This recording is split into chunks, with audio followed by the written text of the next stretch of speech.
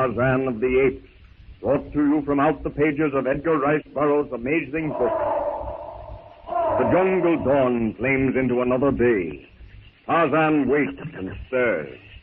He stands up, raises his arms high above his head. He gazes about him. All around, the waking animals yawn and stretch. Little birds try preliminary flight. Monkeys scamper about in sheer joy at being alive. Off to the edge of the brush, he sees his a snake unwind his sinuous length and glide off into the tall grasses in search of a fat peccary or cheetah cub. Far below and to the left, Tantor the elephant, Tarzan's friend, sedately makes his way along the trail. Tantor is going to bathe himself in the cool waters of the pool. Tarzan reaches up, swings himself off into the upper terrace. Rapidly, he overtakes Tantor.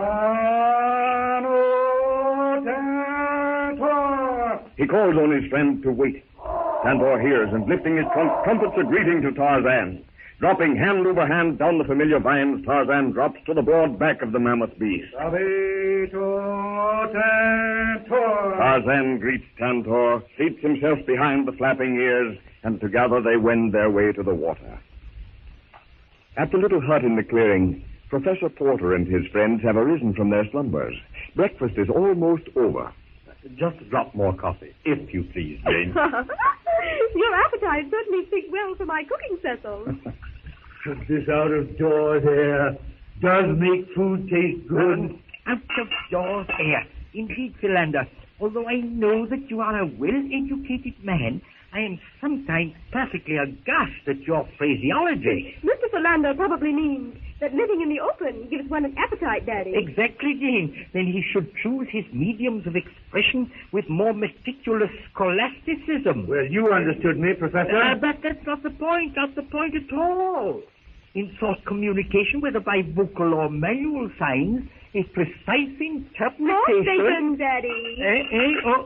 Oh, thank you, my love. I believe I will take some more bacon. Cecil, what are you worrying about? You seem so thoughtful. What are you thinking about? Well, to be frank with you, I've been wondering about my uncle, John Clayton, Lord Greystoke. Yes, Cecil, I've been wondering too. One cannot but help to speculate. Our finding Lord and Lady Greystoke's diary here. Bless my soul, how stupid of me. Why did I not think of this before? Go ahead, then, Professor. Go ahead. What was that you said, Philander? I didn't say anything. You did. You said you'd thought of something. Yes. Tell me, Clayton, you think Greystoke's diary was kept up the time of his demise? Presumably so. Of course, one cannot be sure. Naturally. But I thought there might be some entry that might disclose our approximate longitude and latitude. Well, if there only were. But I've already looked very closely. I'm sorry, Professor. Poor Greystoke seems to have had no more idea of his whereabouts than do we. But surely Greystoke knew where he was going. And so did we, Daddy. But that doesn't help us now. True, but I would have thought that from the last reading of the Sun, taken by the ship's officers, would... Now, don't forget, Daddy, that their crew mutinied just as ours did, and that possibly, to the last, there were no readings. Yes, most regrettable. Most regrettable. If only I had devoted some of my time to the study of navigation, or even astronomical mathematics, so much of my leisure time could have been devoted to other subjects. On the off chance that you might at some future time be shipwrecked, or marooned, or cast upon a desert shore? That Philander, such self-condemnation displays a very fine spirit, but with somewhat unnecessary morbidness. Incidentally, Daddy, now seems as good a time as any to ask for an explanation. Yes, my dear, yes. Explanation of what? Why, you told me we were going on an archaeological excavating survey, when in truth you were on a hunt for buried treasure.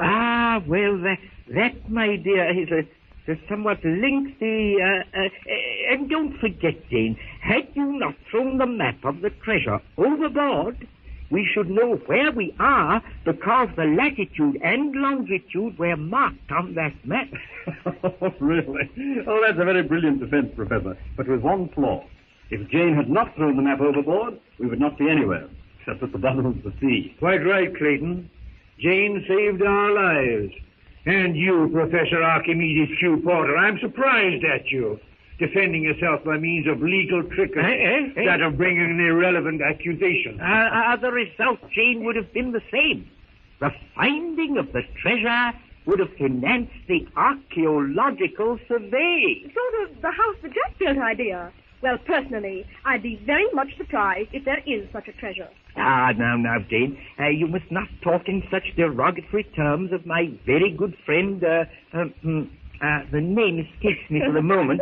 Yes, a bookseller in Philadelphia. You mean the stamp collector in Baltimore? Yes, of course. But anyway, he's a very good friend, I assure you. Otherwise, he would never have trusted me with the map. But you paid $1,000 for that map, Daddy. Jane, you grieve me deeply. Such a paucity of confidence in your father. Why don't you say something, Philander? Well, from internal evidence, I am convinced now, really. Oh, no, Mr. Philander. That's Dad's speech. By the way, our supply of canned meat is getting awfully low. Well, suppose I take a rifle and do a little shooting, what? Yes, Clayton, yes.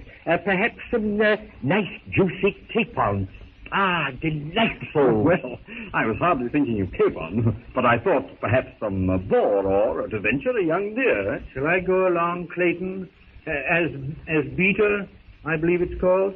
Don't you hunters always have one? Frightfully decent of you and all that, but I fancy not. You understand, scare the game, that sort of thing, you know. That's true, I might. Very well, then. I shall remain here. Well, what shall I do? You can wash the dishes, Mr. Philander. Yes, and there's a bit of the back wall that needs chinking. I found a deposit of clay that will do the trick. It's down by the stream. Come along, if you like, and I'll show it to you on the way. All right. Delighted. Well, Be good luck, careful, Cecil. Cecil. I think this rifle is all... Yes, it's fine. Well, cheerio. I'll be right back. Down at the water hole, Tarzan lies flat on the muddy edge, face in the water, sucking up in great draughts his morning drink. Majestically, his friend Tantor, the elephant, stands beside him, alternately drinking and spraying the cool water over his gray hide with his sinuous trunk. Tarzan splashes the clear water over his lithe form and then springs erect and, skirting the edge of the pool, strides to the forest fringe. Springing upward and swinging his way through the trees, he leisurely makes his way along the ape trail that leads to the beach and his hut. He stops. What was that? No beast of the jungle makes such a noise when breaking cover. That breaking of twigs, that trampling of leaves is made by a M-A-N. Quickly, Tarzan thrusts aside the screening leaves. He looks down a shimmering, dancing shaft of sunlight cutting its way between two giant trees, and there in the cleared space at the crossing of the trails stands Clayton. The stick that makes the big noise, his rifle, is at the ready as he peers intently at Horta the boar, half hidden in the gloom of the matted undergrowth. Clayton raises the rifle. The shot plows through the infuriated brute's shoulder as it charges. Clayton throws back the rifle bolt. The ejector jams. The empty shell hangs in the breech. The Englishman grips the rifle by the barrel. He swings, hits Horta in the flank. Eyes are clean, head lowered, dripping, tusks bared. Again Horta charges. Clayton catches his foot in a trailing vine. He stumbles. The boar, its bloodshot eyes staring straight ahead, misses the fallen man. It digs its hoof into the moss. Like lightning it turns, but before it can charge, Tarzan, knife in hand, drops on the brute's leathery back. Up and down the bronzed arm flashes, and it's over. Horta the boar is dead.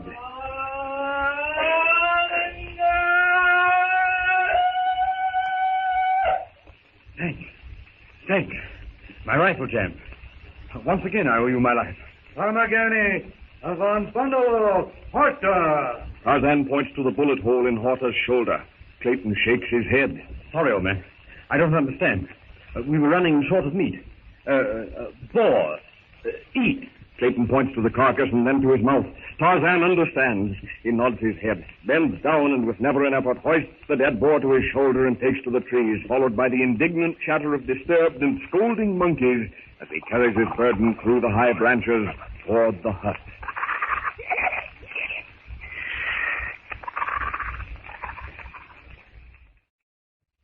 Tarzan of the Apes, brought to you from out the pages of Edgar Rice Burroughs' exciting book. Deep in the forest fastness, Tarzan sits on the hollow mound of earth that is the dum-dum of the great ape. Majestically, he presides over the tribal meeting of his brothers, the apes. Before him comes Tana, whimpering. Tana complains that Gunto, her mate, has bitten her on the side. Yadan Gunta, Gayakuro-tana. Tarzan asks Gunto what he means by biting Tana. The great ape sidles slowly toward Tarzan.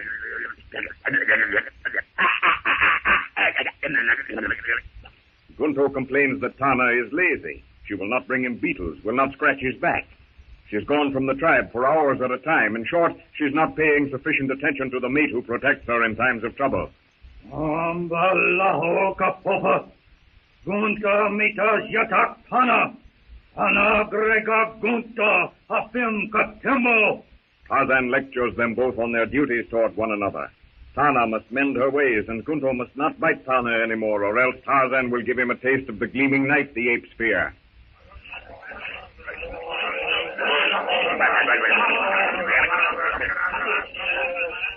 Gunto growls deep in his throat and ambles away. Tana whimpers and retires to the shade of a spreading tree.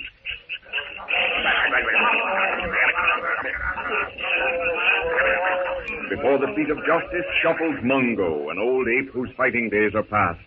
Through toothless gums, he mumbles that Takla, the sullen, brooding ape who recently killed one of Bolgani's tribe, is missing from his haunts. Ludon Magor Bolgani. Tarzan questions the old fellow, but Mungo can give no further information. Malud Takla Wakambi Bolgani.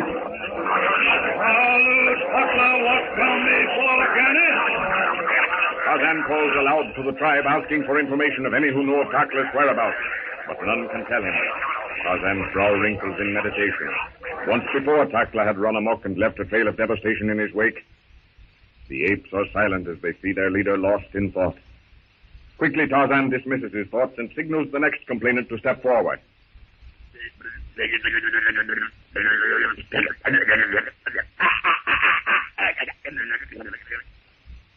While Tarzan presides at the apes' council, Jane Porter, her father, Clayton, and Philander discuss the ape man as they strengthen the defenses of their hut. I think this is the most extraordinary thing I ever saw or even heard of. It certainly is. The ejector jammed on my rifle just as I was ready to fire the second shot at the boar. Well, the brute charged. I caught my foot in a vine, and before the boar could get to me, this fellow, whoever he is, landed on the animal's back, and in 30 seconds it was dead. But the thing that puzzles me is, why did he bring it here? I felt like a fool trying to talk English when all the time I knew he didn't understand me.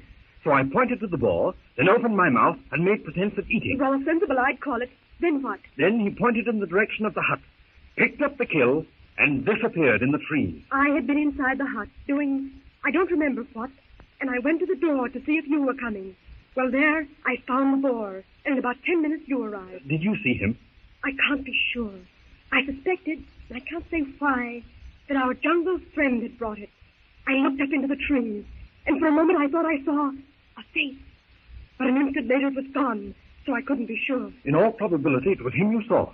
Evidently, while he doesn't mind helping us, he objects to being seen. That, I think, is natural.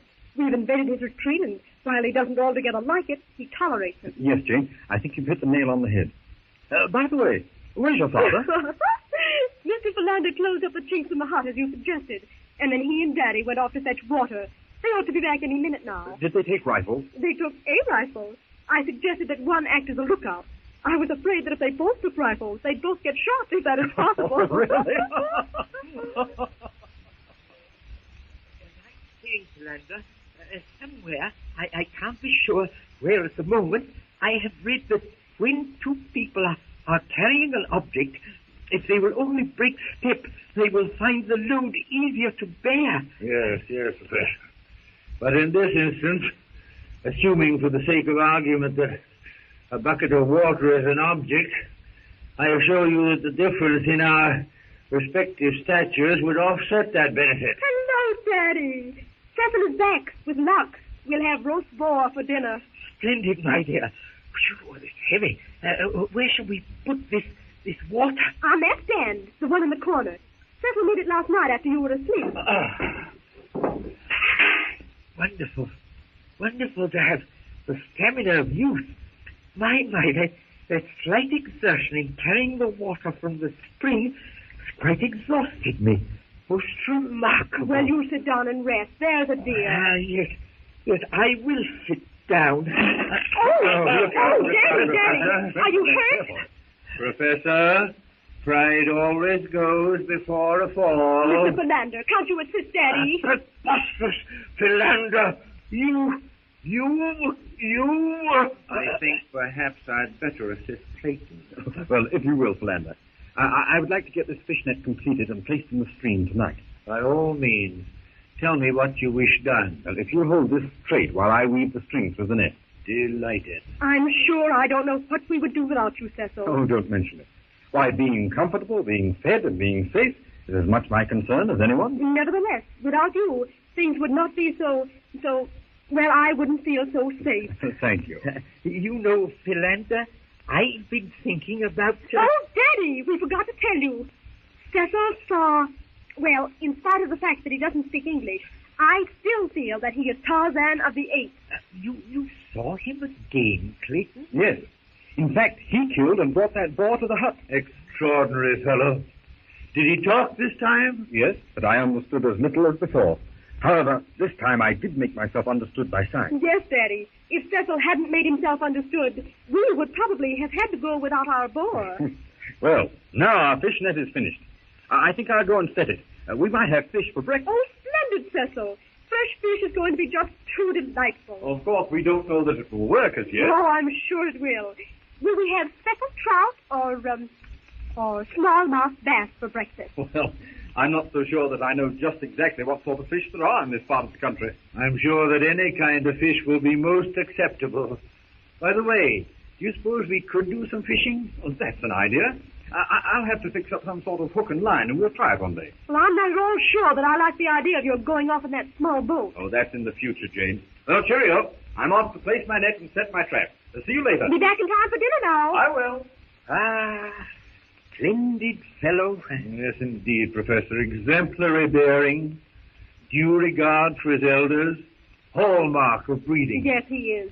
He lives up fully to all the traditions of the Cristo. If I were a believer in predestination, I should indulge in innumerable speculations as to what chance led Clayton here to the hut, built so many years ago by his uncle, Lord Greystone. Good heavens, Professor. Would you indulge in idle speculation in the very thing you deny? No. But it's most difficult, Philander, to be wise all the time, isn't it? Just the same... Just the same, Daddy? Just the same, my dear. One cannot help wondering... You know, it's just possible that the safari that Cecil was on his way to join will pass this way. A slender hope, my child. I wouldn't dwell on it. No. Cecil said I should not think of it. He said I would go. Barney, I would believe was what he said.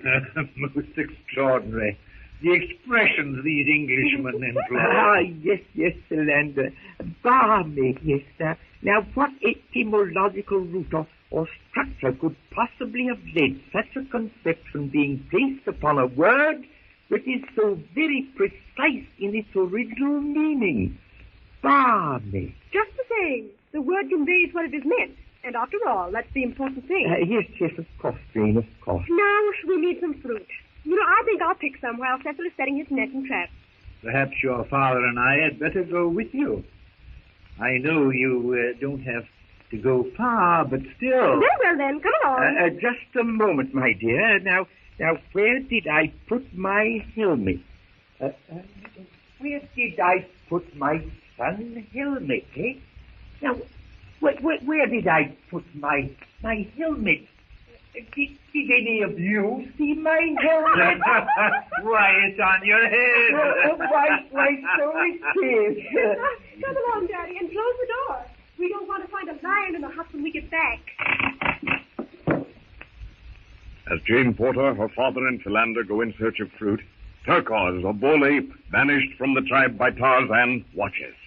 For days, Turquoise has wandered aimlessly, nursing his spite and looking for some weak thing upon which to vent his pent-up anger.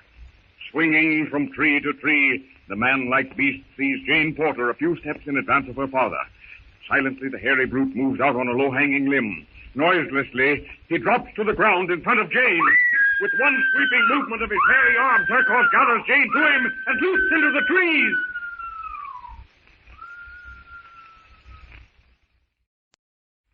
Tarzan of the Apes, brought to you from out the pages of Edgar Rice Burroughs' exciting book.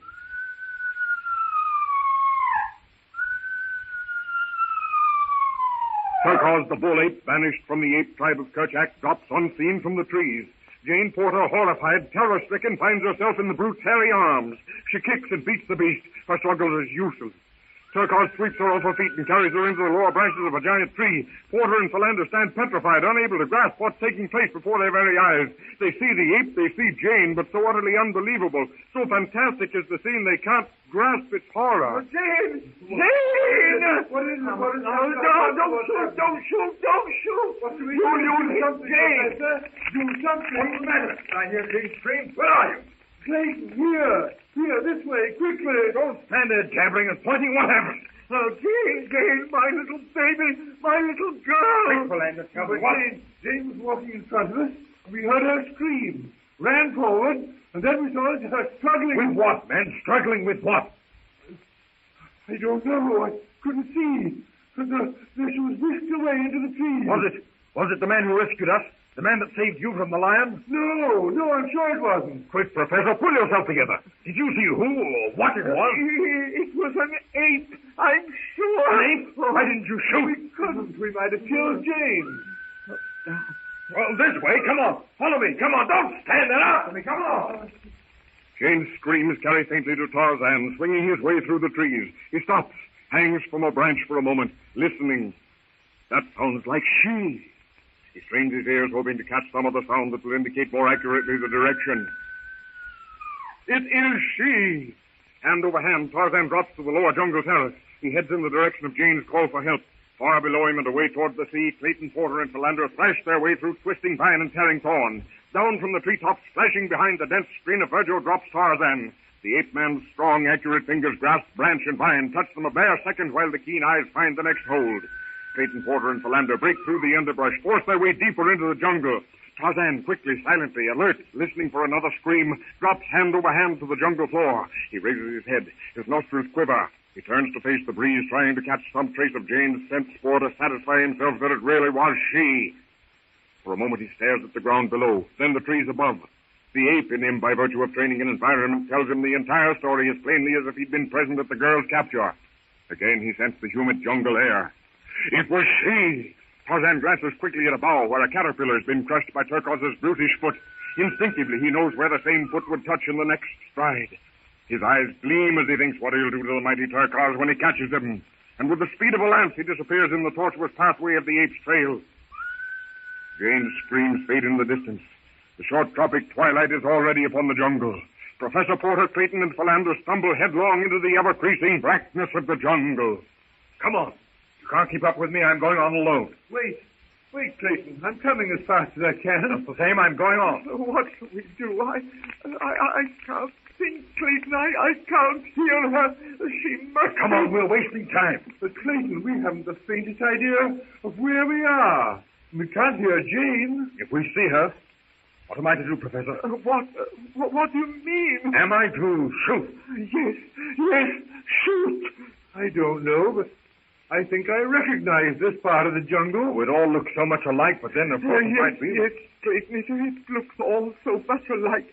Just as you say, since Jane's cries have stopped, we have the least idea of where we're going. I'm sure that the last scream we heard was over this way. To the left, I mean. Oh, that's just the trouble. Our sense of direction is gone. Completely. I would have sworn that the last scream came from the right. Then you suggest, Clayton, that we separate and search individually? That is a sensible suggestion, Professor. And if either of us find anything, we'll fire a rifle. All right. But be careful. Why, we're right on the edge of the clearing. Well, here's the hut. Then, Philander, we simply blundered around in a circle. Almost silently, the ape-man swings through the trees toward Turcos and his prey. Turcos' keen ears catch the faint sound of pursuit. At last, overtaken, he drops down into a small open glade and turns to defend his prize. He sees that his pursuer is Tarzan, his hated foe. Tarzan bounds like a leopard into the clearing. Jane Porter, her body flattened against the tree, watches, speechless. She stares at Tarzan, then at Turcos. Horror, fascination, fear, and admiration mingle in her staring eyes as she watches the circling pair. Tarzan leaps. So does Turcos. Like two wolves, they close, trying to get each other's throats. Turcos reaches out his long, hairy arms. His claw-like hands seek a deadly hold. Tarzan sidesteps, bends low. The brute's arm passes over his head. Now the ape-man lunges forward. He's outside the great ape's sweeping arm. Tarzan's fist lands with terrific force in Turcos' face. Turcos turns. Again that death-dealing reach. Again Tarzan sidesteps and ducks. Tarzan's right hand flashes out to grasp the ape for the throat. With the speed of a striking snake, Tarzan's left arm flashes up and down, in and out. The gleaming blade of the hunting knife sinks again and again, deep into the heart of the maddened ape. Turcos, lifeless, slumps to the ground. Tarzan places his foot on its neck, beats his broad chest with his clenched fist, and raises his face to the sky.